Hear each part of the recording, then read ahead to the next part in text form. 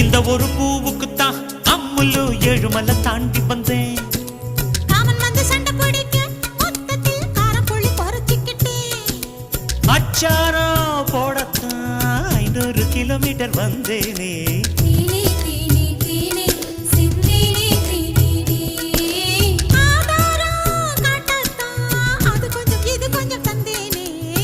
பசி எனக்கு பொங்கடி கீரை தங்கு எதுக்கு எடவேளை முடிஞ்சு பாறையா என்னென்னமோ இருக்கு.